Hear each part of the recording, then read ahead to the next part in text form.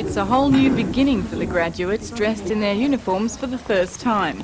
At college, their studies were part theory and part practical, with some work experience at the Mater. During the coming months, the nurses will work in the hospital's general and medical surgical wards, the paediatric section and the accident and emergency unit. The first 3 months we will have them working with what we call a preceptor, and the preceptorship system is simply a means of helping them to assimilate into the workforce by working with another registered nurse who will assist and advise and give them guidance and direction until they feel at home in the workforce. Miss Dilly says the graduates will be paid the same as their hospital-trained counterparts and expects them to be more than competent once assimilated into the workforce.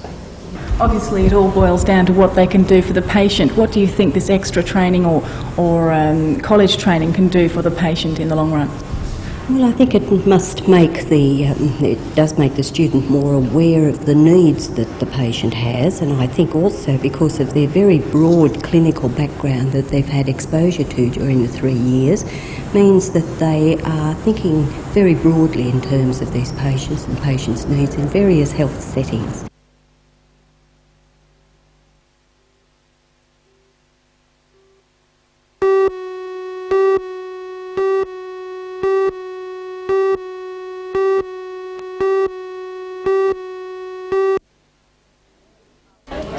After 3 years at college, 16 graduates from the Newcastle CAE began their working lives today as registered nurses at the Mater Hospital. We'll bring you a full report on that tonight. For all the news, join us tonight at 6.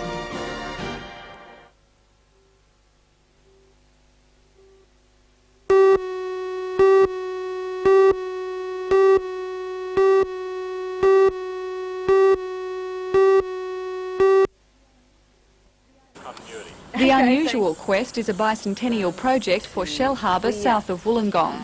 Carolyn Chisholm is a folk hero to residents of that region. In our municipality, Carolyn Chisholm was extremely important because she was the lady that was responsible for bringing perhaps 25% of the early settlers into the colony down there and putting them on the land and making sure that they had a setup which would be a permanent one. So in Sydney, of course, she's much more widely known for her work with young women who arrived on our, vulnerable young ladies who arrived on our foreshores with no family, no backup, and who were being exploited by nasty types like ship's captains, etc. Carolyn Chisholm was one of Australia's first social workers. She arrived in the country in the late 1830s. She was appalled by living conditions for young single girls and devoted herself to their welfare and employment. Francine Rio has been sent by the Shell Harbour Council to seek out women bearing a passing resemblance to the face on the $5 note. She says the prizes make it all worthwhile and the judges won't be too choosy. When it gets down to the bottom line, we're looking at two things. Rough, genuine facial resemblance is one, and the other is a bit of pioneering spark. We just want people to have a bit of good fun, and if they've got a sense of humour, it costs them nothing, they'll have a go. She may have been a wonderful philanthropist, but she's not exactly a fashion plate. Do you think this may put some women off? Oh no, come on, it's 1988. It's just a good fun thing. It's obviously, by definition, it's not a meat parade. It's not a cheesecake sort of thing. Entry forms can be obtained from the Newcastle and Lake Macquarie City Libraries.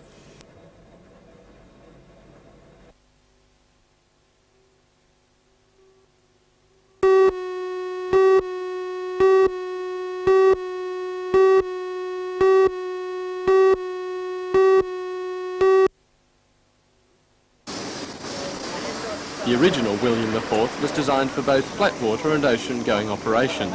She spent some of her life trading up and down the coast. Today its namesake was tested to see how she performed away from the inland waters. Earlier problems with the steam engine, especially built to drive the boat's two paddles, had been overcome, and according to ship's master Ashley Boole, all was in perfect working order. The sea trials were to test the equipment, operation, handling and crew procedures. It's part of the shakedown before final voyage, or the first voyage down to Sydney, and we have surveyors from the MSB and insurance companies coming with us today, and just to check all the ship's particulars underway at sea. After final checks, the lines were released and the historic, if brief, voyage began. Steaming through a light southerly swell against a familiar backdrop, William IV evoked images of Newcastle in a bygone time, and the crew were reliving something more of those days.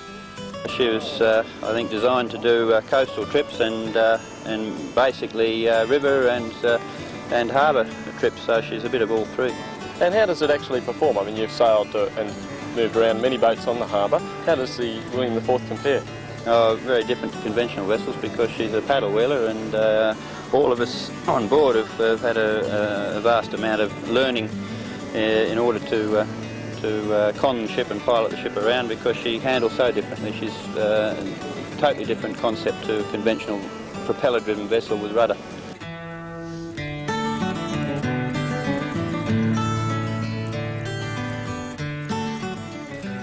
The William IV's maiden voyage is on Saturday, with a journey to Sydney to take part in the Australia Day celebrations on the harbour.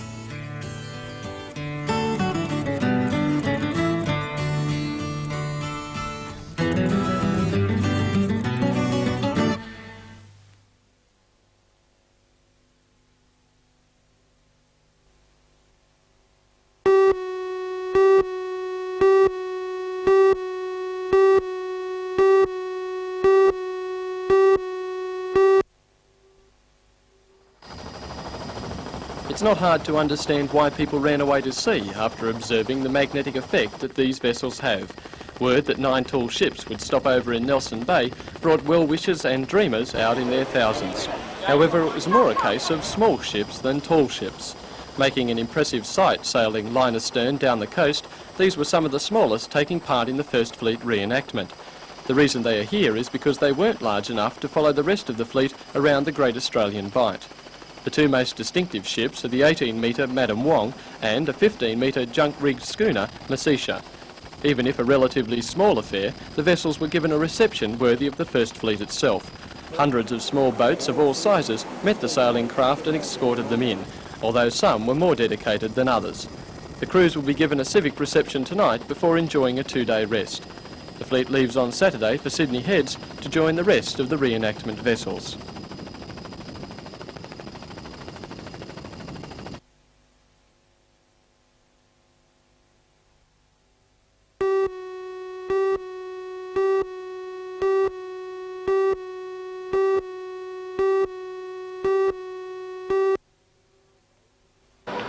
Runaways will now have somewhere to go other than the streets. With the nationwide introduction of Operation Home Free, Runaways can ride a bus home free. It's been estimated that thousands of children between 12 and 18 run away from home each year, and it's generally accepted that the majority of these children only run away for short periods of time, and usually because of financial reasons they can't return home. So Greyhound Australia and police forces all over Australia have introduced this national scheme to get them back home. To be eligible for a free bus ticket, people must report to a police station and be under 18.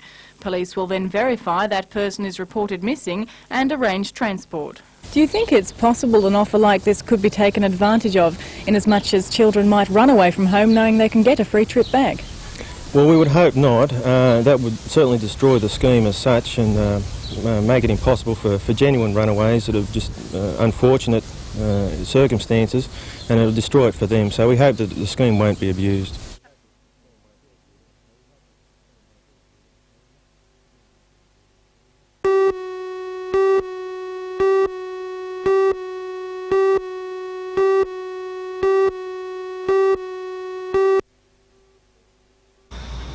Liz Simmerlin made these dolls dressed in intricate period costumes to celebrate the Bicentenary. They stand more than a metre high, this one featuring everything from a bustle to bloomers. Mrs Simmerlin says she spends all day every day making the dolls and has done so for the past 8 years. She calls them little people and says each one is unique. Yeah, even I can't make two the same, never, but always different. Her years of work haven't gone unnoticed. Last year, Mrs Simmerlin won first place in the cloth doll section at the Melbourne Doll Show with this example of a painful lesson. And she took out second place with a swaggy. The materials used for the dolls include wool for hair, pins for eyes, stockings for skin, and material scraps for clothes. Mrs Simmerlin has made dolls from 2 centimetres tall to life size, and a variety of characters including Laurel and Hardy, Boy George, and Mr aesthetique. They're very realistic. Do you regard the dolls as your friends? I do. I talk to them. Do they talk back? Oh, they answer now and then. What sorts of things do they say? Well, they'll give me advice or they'll tell me not to get too upset. It doesn't matter anyway. Do they help you out when you've got a problem, Yes, do they? They do. They could.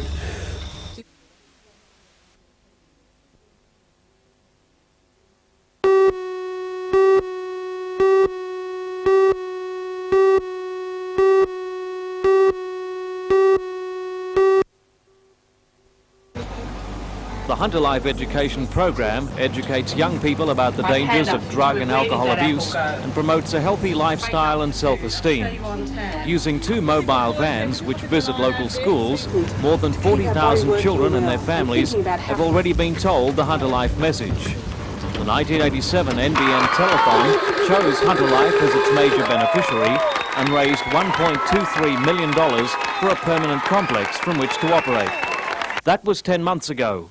Now, detailed plans are being drawn for the Edgeworth Centre, which it's hoped will be completed by the end of this year. A lot of time has been spent in Sydney going through the Colleton Centre, which is in the western suburbs of Sydney, and they have just completed a life education centre. So we went down there and we noticed some of the things we thought we could improve on, and we took the things that were especially working for them and we've combined that, and within 3 weeks I think you'll see the end result, which will be the final sketches. Newcastle builder D.F. McCloy will oversee construction management of the building. Site clearing and foundation work will begin in 12 weeks. More good news for Hunter Life. The van, which was destroyed in a car accident near Bulahdelah last October, will be replaced by a new van in March. Meantime, a borrowed van from Sydney has kept the program on its tight schedule. And what are future challenges? We have to look at. I think AIDS is looming up again as one of the terrors of this century at least, and we're working very, very hard on a program for AIDS.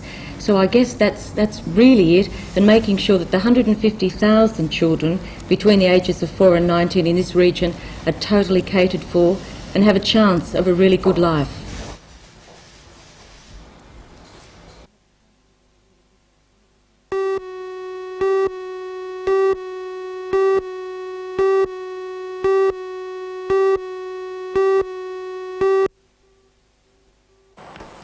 Buildings are something that many of us take for granted, but this display alerts us to the great diversity of Australian architecture. Buildings ranging from an Aboriginal humpy to some of the most innovative architecture Australia has to offer are all here. According to Gallery Director David Bradshaw, this exhibition is particularly appropriate for the first one in the Bicentennial year.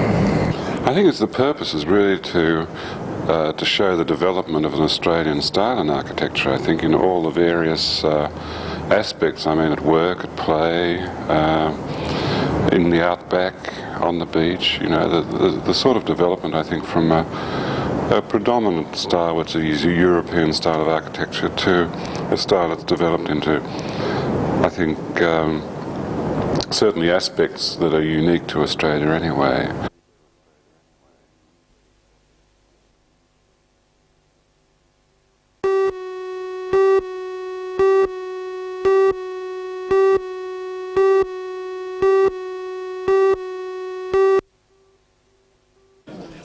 The finalists were chosen from 43 quarter-finalists selected throughout the year.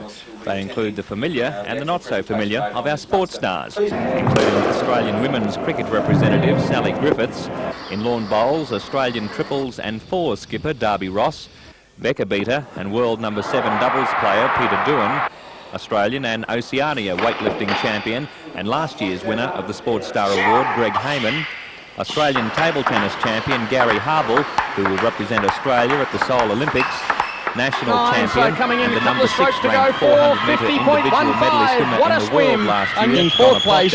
It's been World taken. Masters hang gliding champion Rick Duncan, British Commonwealth light middleweight boxing champion Troy Waters, outstanding show jumper Vicky Roycroft, who won the Grand Prix of Rome, leading Australian jockey Robert Thompson, who was one of the top riders in the International Jockey Series, a man almost unbeatable on a motorbike, Chris Watson, World Cup champion small bore shooter Don Brook, and world champion BMX racer Phil Hanscorf. All have a chance of winning the title, which will be announced during a live telecast on NBN from 9:30 tomorrow night.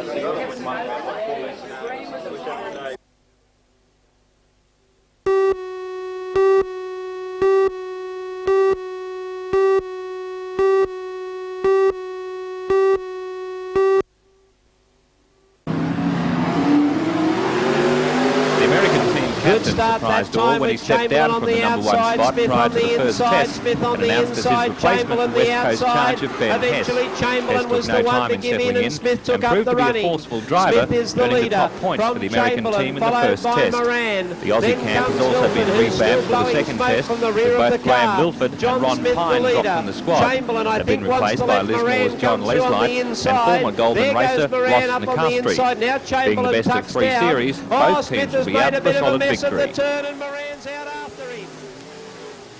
2 laps to go.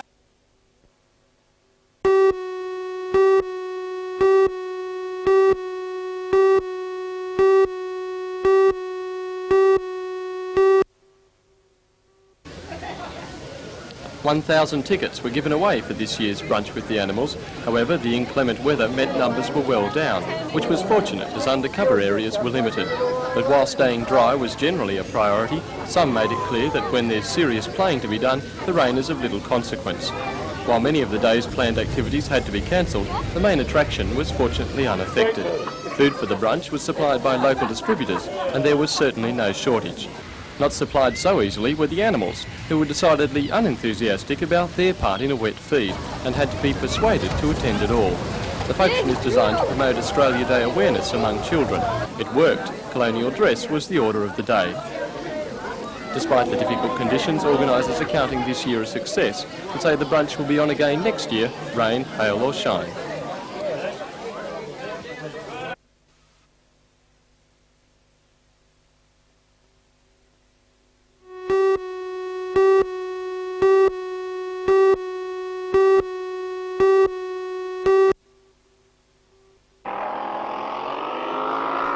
Stan leaves for California on the 4th of February to compete in what is regarded as the world's foremost drag boat circuit. He's been racing for 7 years and believes the 9 months of racing in America is equivalent to 5 years of competition in Australia. Stan's decision to take on the world's best follows his retirement and selling off of his joinery business in Wyong. He says he's in it mainly for the fun, but wouldn't mind beating the Americans in some of the events. They're only human, they're not unbeatable. They are very good because of the numbers they're racing in this particular class, and they've been doing it for a lot of years with better gear than what we've got in Australia. Obviously, they're going to take some beating, but no, it's not impossible. I don't know whether I can. My main aim is to just go there and enjoy my racing. When he arrives in the US, a brand new drag boat worth around $45,000 will be waiting. It will be powered by a Chrysler 481 cubic inch methanol engine, which Stan will have to put together on arrival. The boat will be faster than his current vessel, which this season set a new Australian class record of 224 kilometres an hour. If all things go well, Stan could set a new world record during his stay in the US, which currently stands at 255 kilometres per hour.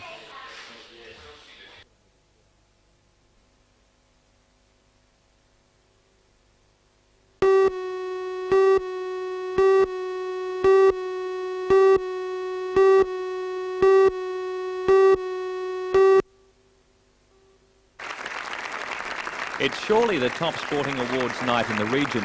Assembled were 13 of the best sportsmen and women from the Hunter, Newcastle and Central Coast areas. First award announced last night was the Special Trophy, which went to Jeff Burgess. During 1987, Jeff won the World Disabled Water Ski title in England. The Encouragement Award went to our brightest young tennis hope, 16-year-old Rachel McQuillan. 1987 was competing at the Australian Open in Melbourne, and her award was accepted by her sister, Michelle.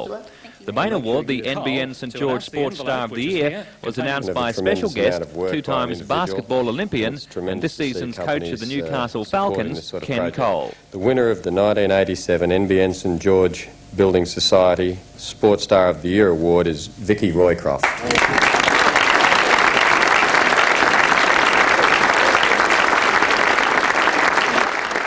During 1987, Vicky won the Grand Grand Prix of Australia, as well as the Grand Prix of Rome, where she beat 56 other competitors, including the 1984 Olympic champion and last year's world champion. I can only thank NBN and St George and all the wonderful sponsors, and Wayne, my husband, who's been terrific, and Randvet Company, our sponsor, and golly, thanks very much, everybody. This is great.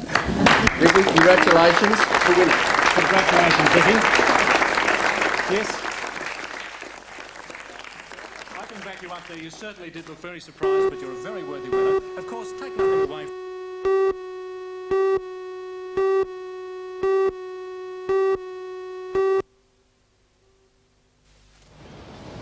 20 years ago, Peter Cockbain started Raelic Engineering in a tin shed with a dirt floor to fill a gap he saw in the electrical engineering marketplace.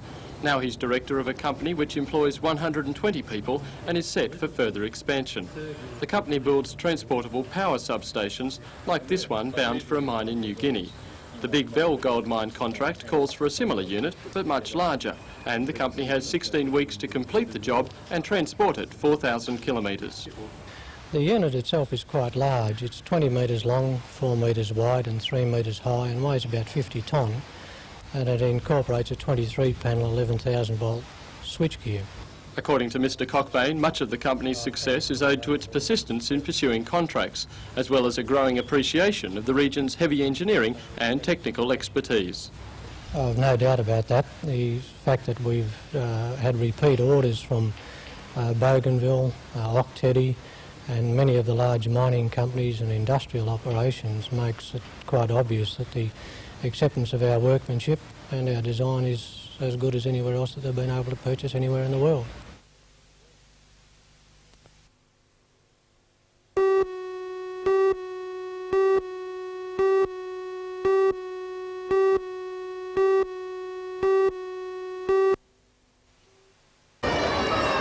Children between the ages of 6 and 13 took part in the unique radio and telephone link-up. The Outback Talkback project was jointly organised by Telecom, Charlestown Shopping Square and the Royal Flying Doctor Service. It's the first experiment to try and hook up people as a group from a distant place through the Telecom network into our radio base at Broken Hill, and then out by radio to Outback properties, to children sitting around radio sets listening in. And it seems to be working well. What's the main advantage of allowing children from different areas to talk like this? I think both sides, both the Outback children and the children in communities like Newcastle, need to know a little bit more about each other's style of life. Things are so totally different. 12 children from 6 families were on the receiving end of the calls. They live within a 500-kilometre radius of Broken Hill, some on properties of around 150,000 hectares. 13-year-old Gateshead boy, Patrick, was eager to take part in the Outback Talkback project. What does bore water taste like, Ava? Does it sound like they've got a very different lifestyle to you over there? Oh yeah, especially with the weather. So it's 44 degrees, so it's much hotter than Newcastle. What about their school? Oh, well, they go on the school of the year until about 12 or something, and then they go to Sydney or Melbourne into the private schools, their high school, and then come back. Many Outback children still use radios as their only form of social communication. And last year, the Flying Doctors made 140,000 interconnections from 14 bases to telephone numbers around Australia for Outback residents and travellers.